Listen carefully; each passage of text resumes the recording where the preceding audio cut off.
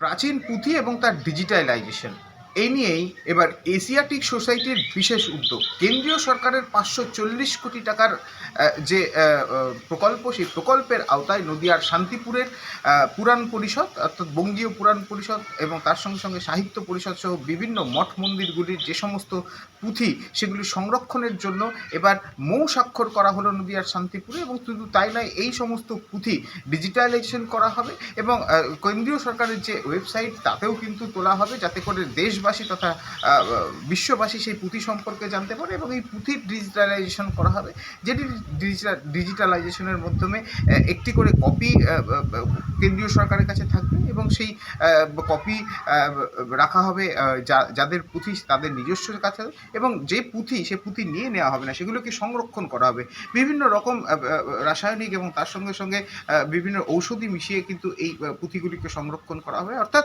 ভারত সরকার যে চিন্তাভাবনা করেছে, অর্থাৎ এশিয়াটিক সোসাইটির মাধ্যমে এই সমস্ত পুঁথি সংরক্ষণের মধ্যে দিয়ে ভারত তথা বাংলার যে ঐতিহ্য তাকে মানে অক্ষুণ্ণ রাখতেই এই প্রচেষ্টা বলে জানান সোসাইটির সদস্যরা।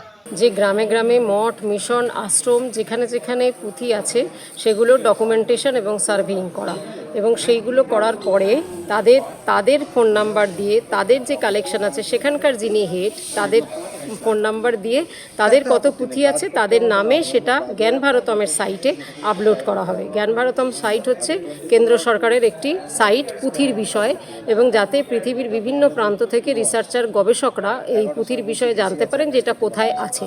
এটা হয়ে গেল ফার্স্ট ফেজ। দেন ফেজ হচ্ছে ডিজিটাইজেশন, অর্থাৎ এইগুলোর সংরক্ষণের জন্য যে ডিজিটাইজেশন ফেজ সেইটাকে করা। সেই ডিজিটাইজেশন করার জন্য কেন্দ্রীয় সরকারই ঠিক করে দিয়েছেন যে কে কোম্পানি করবেন, পার্টনার সেন্টার, টেকনোলজিক্যাল পার্টনার যারা তারা করবেন, এবং করার পরে সেই ডিজিটাইজড কপি একটা তাদের কাছে থাকবে এবং জ্ঞান ভারতমের সাইটে আপলোড হবে। নেক্সট আর একটা পার্ট হচ্ছে কনজারভেশন প্রিজার্ভেশন, অর্থাৎ আমাদের যেহেতু এক্সপার্টাইজ আছে তাই এশিয়াটিক সোসাইটি করতে চায় তাদের লোক দিয়ে, সেটা কেন্দ্রীয় সরকারেরই নির্দেশ যে তারা গিয়ে যেখানে যত পুঁথি আছে ভালোভাবে রাখা, প্রিজার্ভেশন করা। এই যে আমরা সিলিকা জেল দিলাম বা ন্যাপথলিন ব্রিক দিলাম এবং পুঁথিগুলোকে পরিষ্কার করা, তার ডকুমেন্টেশন করা, ক্যাটালগিং করা, মেটাডাটা তৈরি করা, এই কাজগুলো আমাদের লোক এসে এক্সপার্টাইজ দিয়ে করতে হবে।